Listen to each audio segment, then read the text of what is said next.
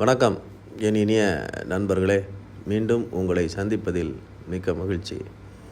இந்த வீடியோ பதிவில் நான் என்ன பேச போகிறேன் அப்படின்னா, நிறைய பேருக்கு அந்த கடன் அதனோட கஷ்டங்களும் இருந்திருக்கும். என்னதான் வருமானங்கள் வந்தாலும் அவங்களுக்கு ஒரு சொகுசு இல்லாத ஒரு வாழ்க்கையாகவே கடந்து போயிட்டு இருக்கும். இதுக்கு நம்ம புராணங்கள்லேயும் இல்லை நம்ம முன்னோர்களும் சொல்லி வச்ச ஒரு ரகசியமான உண்மையை இந்த வீடியோ பதிவில் நான் சொல்ல போகிறேன். போகக்காரகன் அப்படின்னு சொல்கிறது இந்திரனை சொல்கிறாங்க. இந்த இந்திரன் தான் எல்லா சுகங்களுக்கும் காரணகர்த்தாவாக இருக்கிறாரு. அவர் தான் அதனுடைய அதிபதியாக இருக்காப்புல. அவரை பற்றின நிறைய சின்ன சின்ன கதைகளை நம்ம தெரிஞ்சிருப்போம்.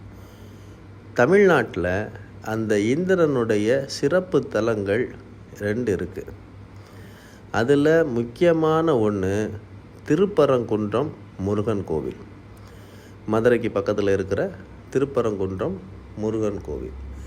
இந்த திருப்பரங்குன்றம் முருகன் தான் இந்திரனுடைய ஒரு அம்சமாக கருதப்படுறாரு. இங்கே போய் வெள்ளிக்கிழமை நாட்களில் போய் அந்த வெள்ளி ஓரைன்னு சொல்கிற அந்த டைமில் போயிட்டு வழிபாடு செய்துட்டு வந்தால் ஒரு 8 வாரம் கண்டினியூவாக போகும்போது அவங்களுடைய சொந்த சில கஷ்டங்கள் விலகி அவங்களுடைய லைஃப்பில் மிகப்பெரிய மாற்றங்கள் வருதோ இல்லையோ, அந்த கஷ்டங்கள் விலகி கொஞ்சம் நிம்மதியான சொகுசான வாழ்க்கை அவங்களுக்கு கிடைக்கும். ஒன்று. அதுக்கு அடுத்தால கன்னியாகுமரி மாவட்டத்தில் கன்னியாகுமரிக்கு பக்கத்தில் இருக்கிற சுசீந்திரம் அப்படின்னு ஒரு ஊர் இருக்குது. அங்கே இந்திரனுக்கு பாவ விமோச்சனம் கிடைச்ச ஸ்தலம் அது. அங்கே மும்மூர்த்திகளுமே சேர்ந்து சிவன், பிரம்மா, விஷ்ணு இந்த 3 பேருமே சேர்ந்து தானுமாலயன் அப்படின்னு சொல்கிறாங்க. இந்திரனுக்கு பாவத்தை விமோச்சனம் பண்ண இடம். இன்னும் ஒரு சிறப்பு என்ன, சொர்க்கத்தில் இருக்கிற அந்த பாரிஜாத மரம் இன்னும் அங்கே இருக்குது. அந்த கோவிலுக்கு போனால் அதை நீங்கள் பார்க்கலாம்.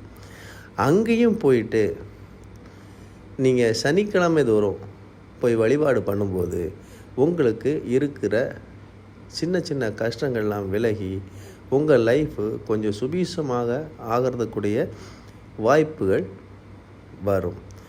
இந்த 2ம் நம்ம முன்னோர்கள் முன்னாடியே சொல்லி வச்சுருந்த விஷயங்கள். ஆனால் இது பரவலாக யாருக்கும் தெரியறதில்ல. அதனால் இன்றைக்கி இந்த தகவலை நான் உங்களுக்கு சொல்கிறதில் சந்தோஷப்படுறேன். மீண்டும் சந்திக்கிறேன். நன்றி, வணக்கம்.